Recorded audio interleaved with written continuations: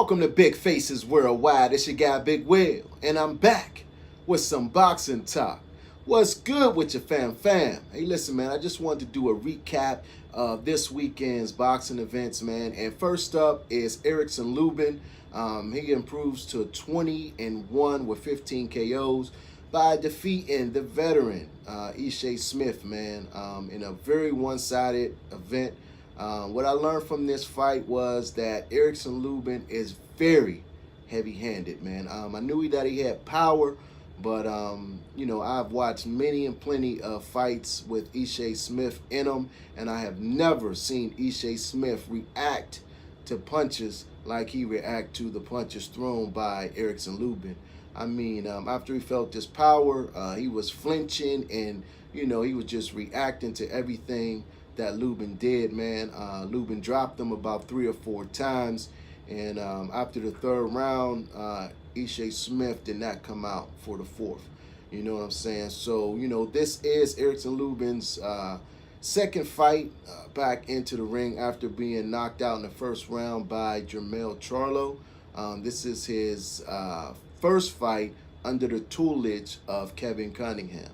So shouts out to them, man. I hope they don't move him along too fast. I think they should just take their time and, just stay busy, man. Just stay busy and keep on winning. And, maybe by the end of next year, he'll be ready to, step up to some elite competition. But right now, I think that he should take it slow and just, try to rebuild. You understand what I'm saying? Next that was also on that card was Javier Fortuna. He went up against, what's this guy's name? Sharif Bourgeray, which was a very ugly fight. Javier Fortuna got the majority decision, man. He got a unanimous decision, excuse me. I thought it was an ugly fight. I didn't enjoy watching it, man. There was a lot of headbutting, a lot of clinches, a lot of holding. There was no skill. It just was a fight that, I hope I don't see nothing like it again, man. This is like the third fight where Fortuna has been in very ugly fights, man. He got out to fight with Granados, man. He fell out the ring, man, and, he's hit his head, and, it was just an ugly fight. You know what I'm saying? Fortuna, I'm not, I'm not too enthused at checking for his fights, man. He's saying that he won Gervonta Davis. You know what I'm saying? I don't think that, Gervonta's thinking about him at this time, man. But yeah, it wasn't a fight that I was interested in, man. And but he did get the victory, and I guess that's what counts, man. Also on that card, man, we had Gervonta Tank Davis defending his title against Hugo Ruiz. If you follow my channel, you know that I am a big Gervonta Davis fan, man. I think that Gervonta Davis just showed why I'm a fan of his, man. He showed explosiveness, power, and determination, man. He went out there and destroyed Ruiz in the first round. Caught him with all type of heavy shots, man. Tank just looked real good, in my opinion, man. I know that Ruiz was a last-minute replacement, that Ruiz was not considered to be, a top-tier opponent. But, with all that said, I think Tank still looked it very, very good. And, I want to see him in with these other top guys in the weight division, man. It's a shame that Floyd Mayweather and Mayweather Promotions are not willing to put him in with, guys like Lomachenko right now. And I'm going to do a video about that, man. Is being promoted by Floyd a gift or a curse, man? And I'll explain to you when I'm talking about when I do that video, man. Also, we had some fights on DAZN.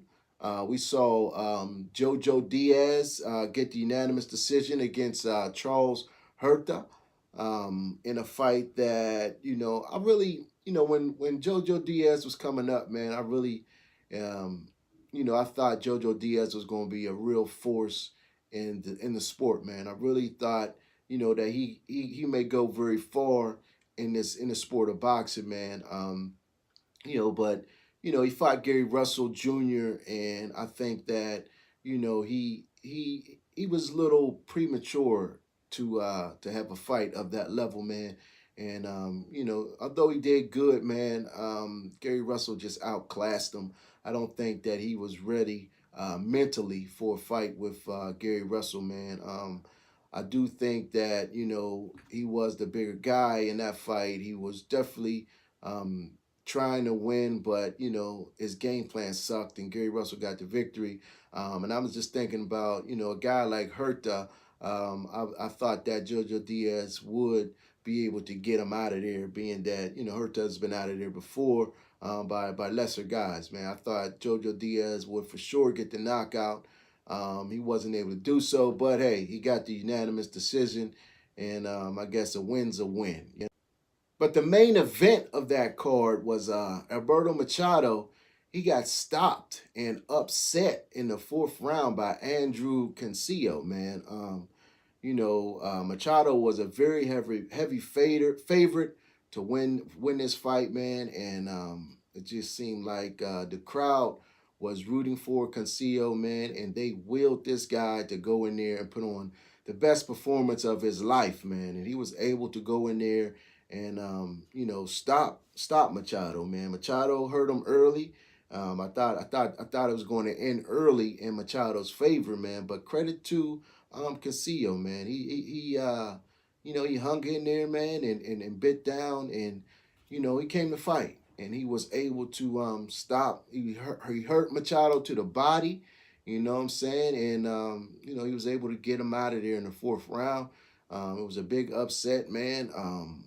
You know, now Machado's talking about maybe moving up in weight. I don't think he wants to. He's not sure if he wants to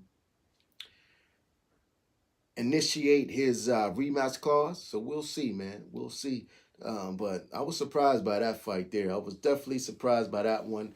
I did not expect that. And we'll see what's next with Alberto Machado, because, you know, the sky looked very bright for him, man. The future looked bright, but now it's in question. Now we just don't know what's next for Alberto Machado. Let me look on my list here, man. What else do we got here? We got on that PBC card, we also had Mario Barrios, man, who's trained by Virgil Hunter. He fought Richard Zamora. It was a very good action-packed fight while it lasted. Barrios got him out of here in the fourth round. But Zamora, you know, he came to fight. He came to fight. It was a very good fight, man. He caught Barrios with some very clean shots, man. And that's my only worry about Barrios, man. He's a big guy for the weight, man. He's a long, rangy fighter. And I thought he did good. But if I was to critique anything about him Saturday night, it would be him getting hit as flush as he did, man. Zamora caught him with some clean shots. Now, had that been an elite fighter at junior welterweight, man, we may have, you know what I'm saying, may have had a different effect on Barrios, man. I know he's saying that, you know, he wants a step-up fight. He's ready to step up. But, you know, I think he's ready to step up, man. But my question is, if he gets hit by one of those top guys, like Zamora was catching him, man, how will Barrios react, man? I think he needs to tighten up on his defense just a little bit, man. But overall, I think he did a very good job, man. He looked very good, looked very powerful, explosive, and I like Barrios, man. I think he will be world champion one day, but you know, we'll see what's next for him. But the fight of the weekend came Sunday night, man. ESPN had a card on Sunday night, which is unusual, but I kind of like to watch boxing on Sunday, man. I enjoyed it, man. It was Jose Ramirez going up against Jose Zapata. Now, Zapata, he was a very slick southpaw, man. Hats off to him, man. He came to win. You can see that Jose Ramirez was the bigger guy, man. But Zapata was very, very slick, man. Freddie Roach had the perfect game plan, which was to stay off the ropes, try to stay in the center of the ring, man, and you know, outbox this guy, man. I thought his movement was on point. You know what I'm saying? He wasn't necessarily running, but his movement was very effective, man. His upper body movement, the way he was slipping punches was very remarkable, man. I wanna I want to see more of Zapata. Um, a lot of people thought Zapata won the fight. I would have been happy with a draw, but you know Ramirez did come on late in that fight, and he did close the show. He got the unanimous decision, um, or was it a majority decision? I think it was a majority decision. Yeah, one judge had it 114, 114. But the other two judges had it for Ramirez, man, which was a very, very close fight, man. It could have went either way. I would have been happy with a draw. Um, I'm not unhappy that Ramirez got the nod, man, because it was that type of fight, man. You know, one thing I've noticed that Robert Garcia, who was the trainer of Jose Ramirez, something about his fighters, with the exception of Mikey, is that he instills in them to pressure, pressure, pressure. If you notice, if you remember Marcos McDonough, when he got with Robert Garcia, he had relentless pressure on Floyd Mayweather, relentless pressure on Adrian Broner. If you think back a couple weeks ago with Josecito Lopez and Keith Thurman, Lopez had relentless pressure, pressure, pressure. And Ramirez, you know what I'm saying? He had the same game plan to come out there and to pressure Zepeda, man. And credit to Zepeda, man, he was able to nullify, you know, that pressure, man, with very good counter shots, man. There was a lot of headbutts in that fight, man. And, you know, it was an ugly fight at times, man. But overall, it was a very good action-packed fight. And, you know, if they had a rematch, I'll sign me up there. I'll be front row to see it because it was that type of fight. It was a very good fight, man. But I don't think Ramirez, you know, is looking to fight, you know, Zepeda again, man, because it was that type of fight. After the fight, Ramirez said that, you know, he's looking to unify, and if he can't get a top fight at 140, then he wants to move up to 147. You understand what I'm saying? Now, what I think about that, I think that that's just laying the groundwork for the fight with Terence Crawford, man. They're both with Top Rank. It's been hard for Terence Crawford to find, you know, a big name to go up against, man. And Bob Arum got a guy at 140 named Jose Ramirez that's willing to move up to 147. Jose got a big name, and Terence got a big name, and you know, that would be a big in-house card for Top Rank, man. I'm not sure that he should move up just yet, man. I think there's unfinished business at 140, man. You know, I really would like to see him fight Regis Prograis. I'm sure a lot of people would like to see that fight as well. You know, and also the other guys at 140, other champions at 140. You know, Josh Taylor. You know, just the rest of them top guys, man. But we'll see. We'll see what happens, man. But that's the recap of boxing this weekend, man. We had a very good weekend of boxing, man. I enjoyed myself. This whole weekend was full of boxing. You understand what I'm saying? And that's all a guy can ask for. You understand? But that's all I got for now, man. If you're not yet subscribed to the channel, don't forget to don't leave out of here, excuse me, without subscribing. Also, you can find me on all social media platforms at Big Faces Worldwide. Until next time, peace. I'll holla back.